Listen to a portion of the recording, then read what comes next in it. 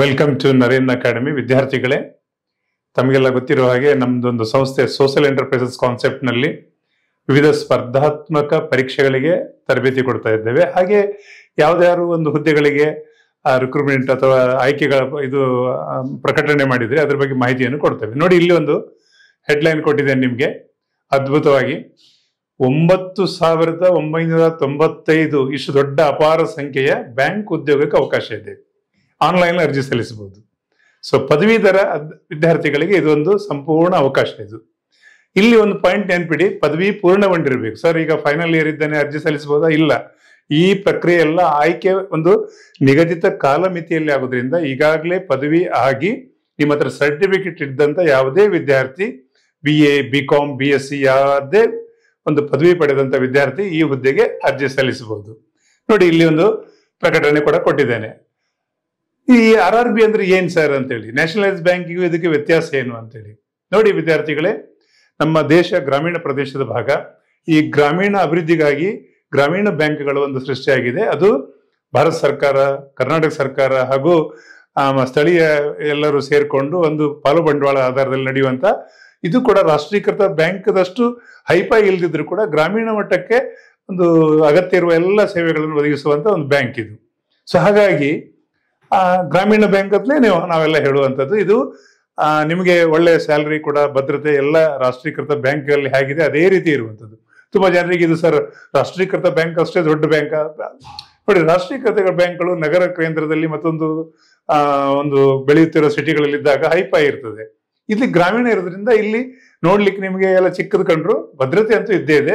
ಖಂಡಿತ ಅರ್ಜಿ ಸಲ್ಲಿಸಿ.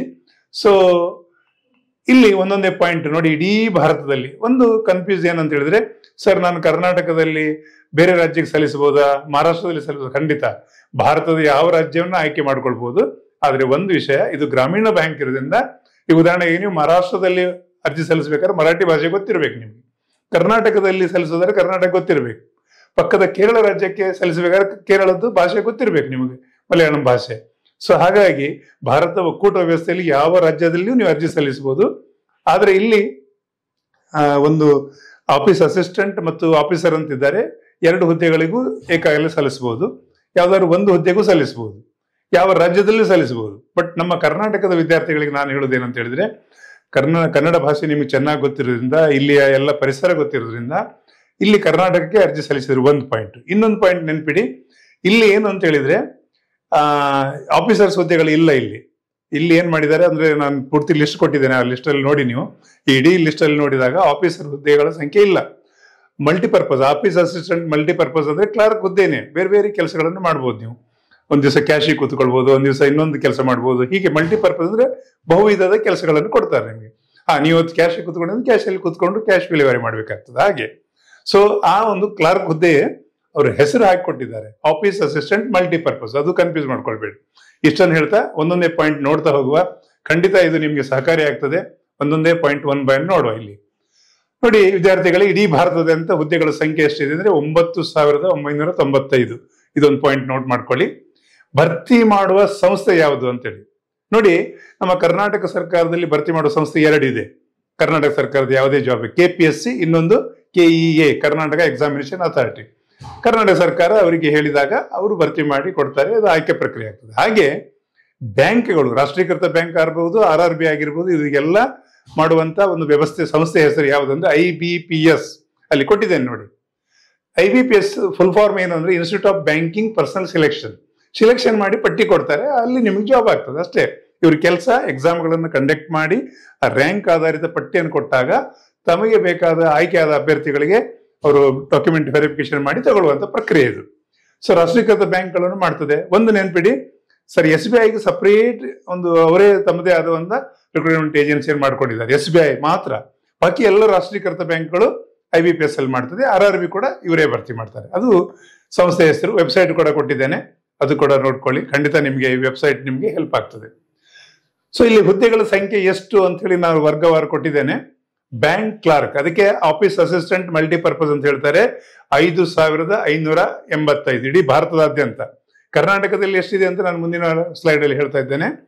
ಆಮೇಲೆ ಆಫೀಸರ್ ಸ್ಕೇಲ್ನದ್ದು 3,499. ಆಮೇಲೆ ಇತರೆ ಹುದ್ದೆಗಳು ಆಫೀಸರ್ಸ್ ನಲ್ಲಿ ಬೇರೆ ಬೇರೆ ಹುದ್ದೆಗಳಿದೆ. ಉದಾಹರಣೆಗಾಗಿ ಅಗ್ರಿಕಲ್ಚರ್ ರಿಲೇಟೆಡ್ ಆಫೀಸರ್ ಇದ್ದಾರೆ, CA ರಿಲೇಟೆಡ್ ಆಫೀಸರ್ ಇದ್ದಾರೆ, ಅದು 911. ಸೊ ಟೋಟಲ್ ಎಷ್ಟಾಯ್ತು? 9,995. ನನ್ನ ಮನವಿ ಏನಂದ್ರೆ, ಕರ್ನಾಟಕದ ವಿದ್ಯಾರ್ಥಿಗಳಿಗೆ ನಾನು ಅದು ಪೂರ್ತಿ ಡೀಟೇಲ್ಸ್ ಅಧ್ಯಯನ ಮಾಡಿದ್ದೇನೆ, ಅಲ್ಲಿ ಆಫೀಸರ್ಸ್ ಹುದ್ದೆಗಳು ಇಲ್ಲ. ಸೊ ಬ್ಯಾಂಕ್ ಕ್ಲರ್ಕ್ ಅಥವಾ ಆಫೀಸ್ ಅಸಿಸ್ಟೆಂಟ್ ಮಲ್ಟಿಪರ್ಪಸ್ ಇದೆಯಲ್ಲ, ಅದು ಇದೆ. ಅದು ಸಂಖ್ಯೆ ಎಷ್ಟು ಅಂತ ಮತ್ತೊಂದು ಸ್ಲೈಡ್ ಅಲ್ಲಿ ಹೇಳ್ತಾ ಇದ್ದೇನೆ. ನೀವು ಕರ್ನಾಟಕದಲ್ಲಿ ಸಲ್ಲಿಸಬಹುದು, ಬೇರೆ ರಾಜ್ಯದಲ್ಲಿ ಸಲ್ಲಿಸಬಹುದು. ಒಂದು ನಾನು ಪ್ರಥಮದಲ್ಲಿ ಹೇಳಿದ ಹಾಗೆ ಆಯಾ ರಾಜ್ಯದ ಭಾಷೆ ಗೊತ್ತಿರಬೇಕು. ಇದು ಒಂದು ಪಾಯಿಂಟ್, ಇದು ಒಂದು ನೋಡಿದ್ರಿ. ನೆಕ್ಸ್ಟ್ ನಾವು ಅರ್ಜಿ ಸಲ್ಲಿಸುವ ದಿನಾಂಕ ಪ್ರಾರಂಭಿಕ ಈಗಾಗಲೇ ಸ್ಟಾರ್ಟ್ ಆಗಿದೆ, 7/6/2024. ಸರ್ ಎಂಡ್ ಯಾವಾಗ ಆಗ್ತದೆ ಅಂತ ಹೇಳಿದ್ರೆ ನೋಡಿ, 27/6 ಅಂದ್ರೆ ಈ ತಿಂಗಳಲ್ಲೇ ಎಂಡ್ ಆಗ್ತದೆ. ಸೊ ಇನ್ನು ತಡ ಮಾಡುವ ಹಾಗಿಲ್ಲ. ನಾಳೆ ನೋಡ್ತೇನೆ, ನಾಡ್ದು ನೋಡ್ತೇನೆ ಅಂತೆಲ್ಲ ಹೋಗಿ ಸೈಬರ್ ಸೆಂಟರ್ಗೆ ಹೋಗಿ ಅಥವಾ ಕಂಪ್ಯೂಟರ್ ಸೆಂಟರ್ಗೆ ಹೋಗಿ ಅಪ್ಲಿಕೇಶನ್ ಹಾಕಿ. ಸೊ ಅರ್ಜಿ ಸಲ್ಲಿಸುವ ದಿನಾಂಕದ ಕಾಯ್ದು ಬೇಡ, ನಾಳೆ ನೋಡುವ, ದಿನಾಂಕ ನೋಡುವ, ಮುಹೂರ್ತ ನೋಡುವ ಅಂತ ಕಾಯ್ದು ಬೇಡ, ಮಾಡಿ. ಏಜ್ ಲಿಮಿಟ್ ಎಷ್ಟಿದೆ ಅಂತ ಹೇಳಿದ್ರೆ ಅಲ್ಲಿ ಕೊಟ್ಟಿದ್ದೇನೆ, 18ರಿಂದ 28. ಅಲ್ಲಿ ಆ ಏಜ್ ಲಿಮಿಟ್ ಇದೆ. ಆಫೀಸ್ ಅಸಿಸ್ಟೆಂಟ್ ಕ್ಲರ್ಕ್ ಅಥವಾ ಆಫೀಸ್ ಅಸಿಸ್ಟೆಂಟ್ ಮಲ್ಟಿಪರ್ಪಸ್ ಅಂತಿದೆ. ಅರ್ಜಿ ಹಾಕುವಾಗ ನೀವು ಹೋಗುವಂತದ್ದೇನು, ಆಫೀಸ್ ಅಸಿಸ್ಟೆಂಟ್ ಮಲ್ಟಿಪರ್ಪಸ್. ಕ್ಲಾರ್ಕ್ ಯಾಕೆಂದ್ರೆ ನಿಮ್ಗೆ ಗೊತ್ತಾಗ್ಲಿ ಅಂತ ಹಾಕಿದ್ದೇನೆ. ಸೊ ಅದು ಒಂದು ನೆನ್ಪಿಡಿ. ಆಫೀಸರ್ಸ್ಗೆ 21ರಿಂದ 32. ಸರ್ ಅಲ್ಲಿ ಡಿಗ್ರಿ ಅಂತ ಹೇಳಿದ್ರೆ 18 ವರ್ಷ ಕೊಟ್ಟಿದಾರಲ್ಲ ಅಂತ ಹೇಳಿದ್ರೆ ಅದು ಹಿಂದೆ PUC ಆಧಾರದಲ್ಲಿ ಇತ್ತು. ಈಗ ಪದವಿ ಮಾಡೋದ್ರಿಂದ ಏಜ್ ಅನ್ನ ಹಾಗೆ ಇಟ್ಟಿದ್ದಾರೆ ಅವರು. ಅದ್ರ ಬಗ್ಗೆ ಕನ್ಫ್ಯೂಸ್ ಮಾಡಬೇಡಿ. 18 ವರ್ಷ ಆಗಿದ್ರೆ ನಿಮ್ ಡಿಗ್ರಿ ಕಂಪ್ಲೀಟ್ ಆಗಿರ್ಬೇಕು. ಆಗ ಪ್ರಥಮದಲ್ಲಿ ಹೇಳಿದ ಹಾಗೆ ಸರಿ ಸರ್ ಫೈನಲ್ ಇಯರ್ ಇದ್ದೇನೆ ಸಲ್ಲಿಸಬಹುದಾ? ಆಗೋದಿಲ್ಲ, ಯಾಕಂದ್ರೆ ಕಾಲಮಿತಿಯಲ್ಲಿ ಆಯ್ಕೆ ಆಗೋದ್ರಿಂದ ಇದು ಸಾಧ್ಯ ಇಲ್ಲ. ಇದು ಒಂದು ಪಾಯಿಂಟ್ ನೆನ್ಪಿಡಿ.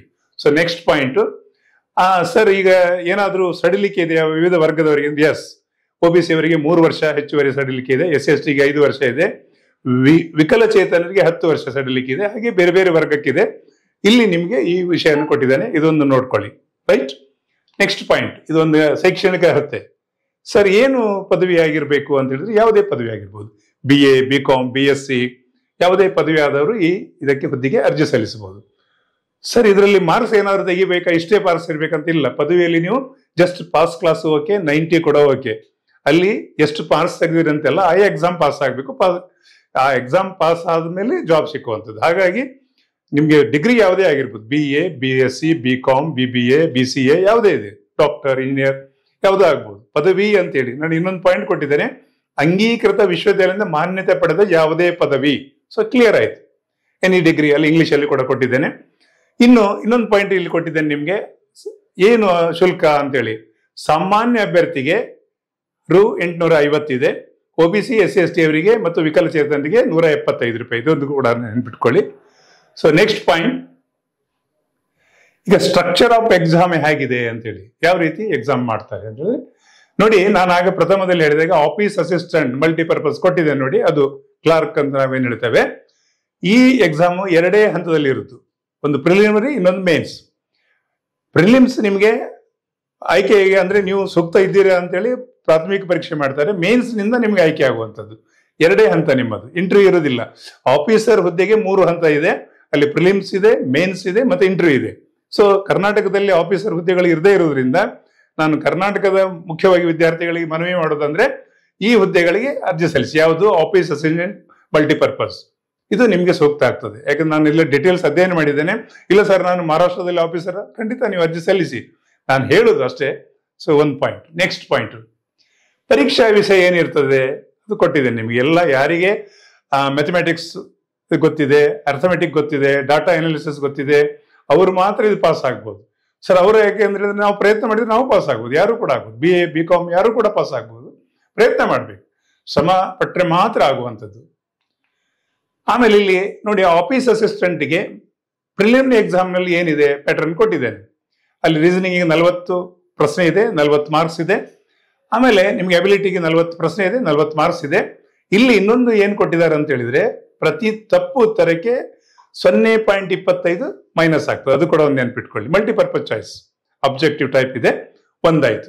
ಇನ್ನೊಂದು ಪಾಯಿಂಟ್ ಏನಿರ್ಬೇಕು ಅಂತ ಹೇಳಿದ್ರೆ, ಈಗ ಇತ್ತೀಚೆಗೆ ಒಂದು ಬದಲಾವಣೆ ಏನಾಗಿದೆ ಅಂತ ಹೇಳಿದ್ರೆ, ಪ್ರತಿ ಇದಕ್ಕೂ ಒಂದು, ಈಗ ಉದಾಹರಣೆಗಾಗಿ ಪ್ರಥಮ ರೀಸನಿಂಗ್ ಅಂತಿದೆ, 40 ಪ್ರಶ್ನೆಗಳಿದೆ, ಅದಕ್ಕೊಂದು ನಿರ್ದಿಷ್ಟ ಟೈಮ್ ಕೊಟ್ಟಿದ್ದಾರೆ, ಅಷ್ಟರೊಳಗೆ ಮುಗಿಸ್ಬೇಕು. ಅದು ಇನ್ನೊಂದಕ್ಕೆ ಒಂದು ಟೈಮ್ ಫಿಕ್ಸ್ ಮಾಡಿದ್ದಾರೆ, ಅದು ಮುಗಿಸ್ಬೇಕು.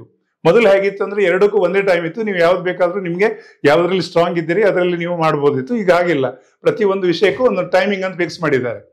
ಮತ್ತೆ ಪಾಸ್ ಮತ್ತೆ ಅದ್ರ ಕಟ್ ಆಫ್ ನಲ್ಲಿ ಸೆಲೆಕ್ಟ್ ಆಗ್ತದೆ. ಉದಾಹರಣೆಗಾಗಿ ನಿಮಗೆ 100ರಲ್ಲಿ ಯಾವುದೇ ಒಂದು ಪರೀಕ್ಷೆ ಇದ್ದಾಗ 100ರಲ್ಲಿ 35 ಮಾರ್ಕ್ಸ್ ತಗೊಂಡ್ರೆ ಪಾಸ್ ಕ್ಲಾಸ್ ಆಯ್ತು. ಕಟ್ ಆಫ್ ಹೇಗಾಗ್ತದೆ? ನಿಮ್ಮ ಯಾರೋ ಸ್ನೇಹಿತರು ನೀವು ಇಬ್ರು ಎಕ್ಸಾಮ್ ಕೂತ್ಕೊಂಡಿದ್ರಿ, 36 ತಗೊಂಡ್ರೆ 36 ಸೆಲೆಕ್ಷನ್, 100 ತಗೊಂಡವ್ರು 100 ಸೆಲೆಕ್ಷನ್ ಆಗ್ತಾರೆ ಅಷ್ಟೇ. ಕಟ್ ಆಫ್ ಅಂದ್ರೆ ಹಾಗೆ, ಯಾರು ಹೈಯೆಸ್ಟ್ ಮಾರ್ಕ್ಸ್ ತಗೊಂಡಿದ್ದಾರೆ ಅವರು ಪಾಸ್ ಕ್ಲಾಸ್ ಯಾರು ಆಗ್ಬೋದು ಅಲ್ವಾ. ಸೊ ಈ ರೀತಿ ಒಂದು ಕಟ್ ಆಫ್ ಇರ್ತದೆ, ಆ ಕಟ್ ಆಫ್ ಆಧಾರದಲ್ಲಿ ಸೆಲೆಕ್ಷನ್ ಆಗ್ತದೆ. ಸೊ ಇದು ಒಂದು ಪಾಯಿಂಟ್. ನಿಮಗೆ ಆಫೀಸರ್ ಸ್ಕೇಲ್ಸ್ ಕೆಳ ಕೊಟ್ಟಿದ್ದೇನೆ, ಬಟ್ ಯಾರಾದರೂ ನಿಮ್ಮ ಬೇರೆ ರಾಜ್ಯಕ್ಕೆಲ್ಲ ಆಫೀಸರ್ಸ್ಗೆ ಹಾಕೋದಾದ್ರೆ ಖಂಡಿತ ಅದು ನೋಡ್ಕೊಳ್ಳಿ, ನಿಮ್ಗೆ ಸಹಕಾರಿ ಆಗ್ತದೆ. ಇನ್ನು ಮೇನ್ಸ್ ನಲ್ಲಿ ಆಫೀಸ್ ಅಸಿಸ್ಟೆಂಟ್ಗೆ ನೋಡಿ 200 ಪ್ರಶ್ನೆಗಳು, 200 ಮಾರ್ಕ್ಸ್, ಇದರಲ್ಲಿ ನೀವು ಸೆಲೆಕ್ಷನ್ ಆಗುವಂಥದ್ದು. ಇದರಲ್ಲಿ ಯಾರು ಟಾಪ್ ಬರ್ತಾರೆ, ಮತ್ತೆ ನಾನಾಗಿ ಹೇಳಿದೆ ಪ್ರತಿಯೊಂದು ವಿಷಯಕ್ಕೂ ಟೈಮ್ ಕೊಟ್ಟಿದ್ದಾರೆ. ಅಲ್ಲಿ ಲ್ಯಾಂಗ್ವೇಜ್ ಅಂತಿದೆ ನಿಮಗೆ. ಉದಾಹರಣೆಗಾಗಿ ಕರ್ನಾಟಕದಲ್ಲಿ ಸರ್ ನಾನು ಇಂಗ್ಲಿಷ್ ಮೀಡಿಯಂ ವಿದ್ಯಾರ್ಥಿ, ನನಗೆ ಕನ್ನಡ ಬರೋದಿಲ್ಲ, ನಾನು ಏನ್ ಮಾಡೋದು ಅಂದ್ರೆ ಕನ್ನಡ ಮಾತು ಕಮ್ಯುನಿಕೇಶನ್ ಇದ್ದು ಹಿಂದಿಯಲ್ಲಿ ಕೂಡ ನೀವು ಬರೀಬಹುದು. 2 ಲ್ಯಾಂಗ್ವೇಜ್ ಬೇಕಾಗ್ತದೆ. ಹಿಂದಿಯಲ್ಲಿ ಆಯ್ಕೆ ಮಾಡ್ಬೋದು, ಇಂಗ್ಲಿಷ್ ಕೂಡ ಆಯ್ಕೆ ಮಾಡ್ಕೊಳ್ಬಹುದು. ಅದನ್ನು ಕೊಟ್ಟಿದ್ದಾರೆ ಅಲ್ಲಿ ಲ್ಯಾಂಗ್ವೇಜ್ ಅಲ್ಲಿ. ನಿಮಗೆ ಯಾವ್ದಾದ್ರು ಒಂದು ಹಿಂದಿ ಅಥವಾ ಇಂಗ್ಲಿಷ್, ಕನ್ನಡವೂ ಮಾಡ್ಬೋದು. ಸೊ ಇದು ಅವಕಾಶ ಇದೆ, ಇದೊಂದು ನೋಡ್ಕೊಳ್ಳಿ, ಅಲ್ಲಿ ಕೊಟ್ಟಿದ್ದೇನೆ ನಿಮ್ ಡೀಟೇಲ್ಸು. ಇನ್ನು ಕೆಲವು ಪಾಯಿಂಟ್ಸ್ಗಳು ಇಲ್ಲಿ ಕೊಟ್ಟಿದ್ದೇನೆ. ಕರ್ನಾಟಕ ಗ್ರಾಮೀಣ ಬ್ಯಾಂಕ್ ಎಲ್ಲಿದೆ ಕರ್ನಾಟಕದಲ್ಲಿ ಅಂದ್ರೆ 2 ಬ್ಯಾಂಕ್ಗಳಿದೆ. ಸೊ ಕರ್ನಾಟಕ ಗ್ರಾಮೀಣ ವಿಕಾಸ್ ಬ್ಯಾಂಕ್ ಧಾರವಾಡದಲ್ಲಿ ಮುಖ್ಯ ಕಚೇರಿ ಇದೆ. ಒಟ್ಟು ಅಲ್ಲಿ ಆ ಭಾಗ ಏನು ನಮ್ಮ ಉತ್ತರದ ಭಾಗ ಅಂತ ಹೇಳಿದ್ರೆ ಕೆಲವು ಜಿಲ್ಲೆಗಳು ಸೇರಿಸಿ 629 ಶಾಖೆಗಳಿದೆ, 629 ಶಾಖೆಗಳು. ಇನ್ನೊಂದು ಕರ್ನಾಟಕ ಗ್ರಾಮೀಣ ಬ್ಯಾಂಕ್ ಅಂತ ಹೆಸರಿದೆ, ಮುಖ್ಯ ಕಚೇರಿಯಲ್ಲಿದೆ ಅಂದ್ರೆ ಬಳ್ಳಾರಿಯಲ್ಲಿದೆ. ಎಷ್ಟು ಶಾಖೆಗಳಿದ್ರೆ 1122 ಶಾಖೆಗಳಿದೆ. ನೋಡಿ ಇಲ್ಲಿ ಭರ್ತಿ ಮಾಡ್ತಾ ಇದ್ದಾರೆ ಈಗ ಸದ್ಯಕ್ಕೆ. ಇದು ನಮ್ಮ ಕರ್ನಾಟಕದ ವಿದ್ಯಾರ್ಥಿಗಳು ಇದನ್ನು ಉಪಯೋಗ ತಗೊಳ್ಬೇಕು ಅಂತ ನನ್ನ ಆಶಯ. ನೋಡಿ ಕರ್ನಾಟಕ ಗ್ರಾಮೀಣ ಬ್ಯಾಂಕ್ ಧಾರವಾಡದಲ್ಲಿ ಎಷ್ಟು ಹುದ್ದೆಗಳಿದೆ ಅಂದ್ರೆ 100, ಹಾಗೆ ಬಳ್ಳಾರಿಯಲ್ಲಿ ಟೋಟಲ್ ಕರ್ನಾಟಕದಲ್ಲಿ 200 ಹುದ್ದೆಗಳಿಗೆ ಭರ್ತಿ ಮಾಡ್ತಾ ಇದ್ದಾರೆ. ಆಫೀಸ್ ಅಸಿಸ್ಟೆಂಟ್ ಮಲ್ಟಿಪರ್ಪಸ್, ಅದು ಕ್ಲಾರ್ಕ್ ಅಂತ ಹೇಳಿ. ಓಕೆ, ಸೊ ನೀವು ಅಪ್ಲಿಕೇಶನ್ ನಲ್ಲಿ ಹೋಗುವಾಗ ಆಫೀಸ್ ಅಸಿಸ್ಟೆಂಟ್ ಮಲ್ಟಿಪರ್ಪಸ್ಗೆ ಹೋಗಿ ಅರ್ಜಿ ಹಾಕಬೇಕು. ಅದು ಕ್ಲಾರ್ಕ್ ಹುದ್ದೆ. ನಾನು ನಿಮ್ಗೆ ಅರ್ಥ ಆಗ್ಲಿ ಅಂತ ಕ್ಲಾರ್ಕ್ ಹೇಳ್ತಾ ಇದ್ದೇನೆ. 1 ಪಾಯಿಂಟ್.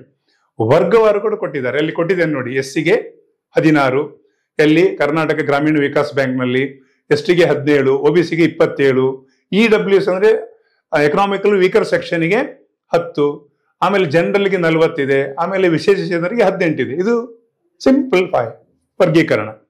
ಸೊ ವರ್ಗೀಕರಣ ಆದ್ರೂ ಕೂಡ ನಿಮ್ಗೆ ವರ್ಗವಾರು ಇಲ್ಲಿ ಏನಾಗ್ತದೆ ಅಂತ ಹೇಳಿದ್ರೆ, ನೀವು ಯಾವುದೇ ವರ್ಗದಲ್ಲಿ ಸಲ್ಲಿಸಿದ್ರು ಟಾಪರ್ ಆದ್ರೆ ಜನರಲ್ಗೆ ಬಂದ್ಬಿಡ್ತೀರಿ. ಸೊ ಹಾಗಾಗಿ ಇದರಲ್ಲಿ 100ಕ್ಕೆ 100 ನಿಮ್ಗೆ ಅವಕಾಶಗಳಿದೆ, ಪ್ರಯತ್ನ ಮಾಡಿ. ಹಾಗೆ ಕರ್ನಾಟಕ ಗ್ರಾಮೀಣ ವಿಕಾಸದಲ್ಲಿ ಎಷ್ಟಿದೆ ಅದೇ ಸೇಮ್ ಅಲ್ಲಿ ವರ್ಗವಾರು ಕೊಟ್ಟಿದ್ದೇನೆ. ಸೊ ಈ ಕರ್ನಾಟಕದ ವಿದ್ಯಾರ್ಥಿಗಳು ಇದನ್ನ ಡೀಟೇಲ್ಸ್ಗಳು ನೋಡ್ಕೊಳ್ಳಿ, ಖಂಡಿತ ನಿಮ್ಗೆ ಇದು ಸಹಕಾರಿ ಆಗ್ತದೆ ಅಂತ ಭಾವಿಸಿದ್ದೇನೆ. ನೆಕ್ಸ್ಟ್ ಪಾಯಿಂಟ್, ಕೆಲವು ಸೂಚನೆಗಳು. ಆಫೀಸರ್ ಹುದ್ದೆಗೆ ಮಾತ್ರ ಸಂದರ್ಶನ ಇದೆ. ಪ್ರಥಮದಲ್ಲಿ ಹೇಳಿದಾಗೆ ಈ ಮಲ್ಟಿಪರ್ಪಸ್ ಅಂದ್ರೆ ಆಫೀಸ್ ಅಸಿಸ್ಟೆಂಟ್ ಮಲ್ಟಿಪರ್ಪಸ್ ಹುದ್ದೆಗೆ ಸಂದರ್ಶನ ಇಲ್ಲ. 2 ಪೇಪರ್, ಒಂದು ಪ್ರಾಥಮಿಕ, ಇನ್ನೊಂದು ಮೇನ್ಸ್. ಮೇನ್ಸ್ ಅಲ್ಲಿ ನೀವು ಓಕೆ ಆದ್ಮೇಲೆ ಮತ್ತೆ ನಿಮ್ಮ ಜಾಬ್. ಸೊ ಅಲ್ಲಿ ಪ್ರತಿ ತಪ್ಪು ಉತ್ತರಕ್ಕೆ 0.25 ಅಂಕ ಮೈನಸ್ ಮಾಡ್ಲಾಗ್ತದೆ, ಅದು ಕೂಡ ಒಂದು ನೆನ್ಪಿಟ್ಕೊಳ್ಳಿ. ಭಾಷಾ ಜ್ಞಾನ, ನಾನು ಹೇಳಿದಾಗೆ ಕರ್ನಾಟಕದಲ್ಲಿ ಅರ್ಜಿ ಸಲ್ಲಿಸೋರು ಕನ್ನಡ ಭಾಷೆ ಅಗತ್ಯ ಇದೆ. ಪ್ರಶ್ನೆ ಪತ್ರಿಕೆ 2 ಭಾಷೆಯಲ್ಲಿ ಇರ್ತದೆ. ನೀವು ಯಾವ ಭಾಷೆಯಲ್ಲಿ ನಿಮ್ಗೆ ಬೇಕು ಅಂತ ಹೇಳಿದ್ರೆ ಕನ್ನಡ ಮತ್ತು ಇಂಗ್ಲಿಷಲ್ಲಿ ಪ್ರಶ್ನೆ ಪತ್ರಿಕೆ ಇರ್ತದೆ. ಆಮೇಲೆ ಸರ್ ನಾನು ಇಂಗ್ಲಿಷ್ ಮೀಡಿಯಂ ಸ್ಟೂಡೆಂಟ್, ನನಗೆ ಕನ್ನಡ ಮತ್ತು ಹಿಂದಿ ಬೇಕಾದ್ರೆ ಖಂಡಿತ ಅದು ಕೂಡ ನೀವು ಹಾಕ್ಲಿಕ್ಕೆ ಅವಕಾಶ ಇದೆ. ಇನ್ನೊಂದು ಕೊಂಕಣಿ ಕೂಡ ಅಲ್ಲಿ ಅವಕಾಶ ಕೊಟ್ಟಿದ್ದಾರೆ, ಇದನ್ನು ನೋಡ್ಕೊಳ್ಳಿ. ಇದು ಇದೆ, ನಾನು ಡೀಟೇಲ್ಸ್ ಅಲ್ಲಿ ಕೊಟ್ಟಿದ್ದೀನಿ, ನಿಮ್ಮ ಪಾಯಿಂಟ್ಸ್ಗಳು ಒಂದೊಂದೇ ನೋಡಿ. ಸೊ ಆಯ್ಕೆಯಾದ ಅಭ್ಯರ್ಥಿ ನೋಡಿ, ಯಾರಾದ್ರೂ ಆಯ್ಕೆ ಆದ್ರಿ, ನೀವು ಆ ಬ್ಯಾಂಕ್ ಯಾವ ಶಾಖೆಗೆ ಆಗಿದ್ದೀರಿ ಮತ್ತೆ ಯಾವುದು ಬ್ಯಾಂಕು ಅಂತ ಹೇಳಿದ್ರೆ ಧಾರವಾಡ ಶಾಖೆಯೋ ಅಥವಾ ಮುಖ್ಯ ಕಚೇರಿಯೋ ಅಥವಾ ಬಳ್ಳಾರಿ ಮುಖ್ಯ ಕಚೇರಿಯೋ ಆಗಿದ್ರೆ ಕೂಡ ಅಲ್ಲಿ ನೀವು ಹೋಗುವಾಗ ಅಕಸ್ಮಾತ್ ಬ್ಯಾಂಕ್ ಖಾತೆ ಇದ್ರೆ ಯಾವ ಬ್ಯಾಂಕ್ ಅಲ್ಲಿ ನೀವು ಖಾತೆಗಳಿದೆ ಎಲ್ಲೆಲ್ಲಿ, ಅಲ್ಲಿಂದ NOC ತಗೊಂಡು ಹೋಗ್ಬೇಕು, ಇವ್ರದ್ದು ಯಾವುದೇ ಬ್ಯಾಲೆನ್ಸ್ ಇಲ್ಲ ಅಂತ ಹೇಳಿ. ಅದೊಂದು ನೆನ್ಪಿಟ್ಕೊಳ್ಳಿ. 1 ಪಾಯಿಂಟ್. ಎಕ್ಸಾಮ್ಗೆ ಹೋಗುವಾಗ ನಿಮ್ಮ ಅಡ್ಮಿಟ್ ಕಾರ್ಡ್ ನೀವೇನು ಡೌನ್ಲೋಡ್ ಮಾಡ್ಕೊಳ್ತೀರಿ, ಅಲ್ಲಿ ಹೋಗುವಾಗ ಎಕ್ಸಾಮ್ ಹಾಲಿಗೆ ಹೋಗುವಾಗ ಯಾವ್ದಾರ ಒಂದು ಗುರುತು ಪತ್ರ ತಗೊಂಡು ಹೋಗ್ಬೇಕು. ಆಧಾರ್ ಕಾರ್ಡ್ ಆಗಿರ್ಬೋದು ಅಥವಾ ವೋಟರ್ ID ಆಗಿರ್ಬೋದು, ಪಾನ್ ಕಾರ್ಡ್ ಇದ್ರೆ ಅದು ಆಗ್ಬೋದು, ಅದನ್ನ ತಗೊಂಡು ಅಲ್ಲಿ ಹೋಗ್ಬೇಕಾಗ್ತದೆ. 1 ಪಾಯಿಂಟ್. ಇನ್ನೊಂದು ಅತ್ಯಂತ ಮಹತ್ವದ್ದು ಅಂತ ಹೇಳಿದ್ರೆ ಪ್ರಿಲಿಮ್ಸ್ ಎಕ್ಸಾಮ್ ಆದ್ಮೇಲೆ ಆ ಅಡ್ಮಿಟ್ ಕಾರ್ಡ್ ಬಿಸಾಕಬಾರದು, ಮೇನ್ಸ್ಗೆ ಹೋಗುವಾಗ ತಗೊಂಡು ಹೋಗ್ಬೇಕು. ಅದ್ ನೆನ್ಪಿಡಿ, ಇವ್ರದ್ದು ಪ್ರಿಲಿಮ್ಸ್ ಆಗಿದೆ ಅಂತ ಹೇಳಿ ಸೀಲ್ ಹಾಕಿ ಕೊಡ್ತಾರೆ ಅಲ್ಲಿ ಮೇನ್ಸ್ ಎಕ್ಸಾಮ್ ನೀವು ಹಾಲ್ ಎಂಟ್ರಿಯಲ್ಲಿ ಆದಾಗ. ಅದು ಬಹಳ ಇಂಪಾರ್ಟೆಂಟ್ ಇದೆ. ತುಂಬಾ ಜನರು ಪ್ರಾಥಮಿಕ ಪರೀಕ್ಷೆ ಆದ್ಮೇಲೆ ಅಡ್ಮಿಟ್ ಕಾರ್ಡ್ ಎಲ್ಲೋ ಮೂಲೆಯಲ್ಲಿ ಬಿಸಾಕೋದಿಲ್ಲ, ಅದು ಕಾದಿಡ್ಬೇಕು. ಸೊ ಮುಖ್ಯ ಪರೀಕ್ಷೆಗೆ ನಿಮ್ಗೆ ಆಹ್ವಾನ ಬಂದಾಗ ಅಂದ್ರೆ ಅಡ್ಮಿಟ್ ಕಾರ್ಡ್ ರಿಲೀಸ್ ಆದ್ಮೇಲೆ ಅಲ್ಲಿ ಹಾಲಿಗೆ ಹೋಗುವಾಗ ನೀವು ಆ ಪ್ರಥಮ ಪರೀಕ್ಷೆ ಏನು ಪ್ರಿಲಿಮ್ಸ್ ಎಕ್ಸಾಮ್ ಪಾಸ್ ಆಗಿರ್ತಿದ್ದೀರಿ ಅದರದ್ದು ನಿಮ್ಗೆ ಅಡ್ಮಿಟ್ ಕಾರ್ಡ್ ತಗೊಂಡು ಹೋಗ್ಬೇಕು ಅಲ್ಲಿಗೆ. ಇದೊಂದು ಪಾಯಿಂಟ್ ನೆನ್ಪಿಡಿ. ಇಷ್ಟು ಮುಖ್ಯ ವಿಚಾರಗಳನ್ನು ಹೇಳಿದ್ದೇನೆ. ನಿಮ್ಗೆ ಏನಾದ್ರೂ ಮಾಹಿತಿ ಬೇಕಾದ್ರೆ ನಮ್ಮ ನರೇನ್ ಅಕಾಡೆಮಿಗೆ ಭೇಟಿ ಕೊಡಿ, ಹೆಚ್ಚಿನ ಮಾಹಿತಿ ಕೊಡ್ತೇನೆ. ಸೊ ಇಷ್ಟನ್ನು ಹೇಳ್ತಾ ವಿದ್ಯಾರ್ಥಿಗಳೇ, ಧನ್ಯವಾದಗಳು. ಖಂಡಿತ ಅರ್ಜಿ ಸಲ್ಲಿಸಿ. Thank you very much.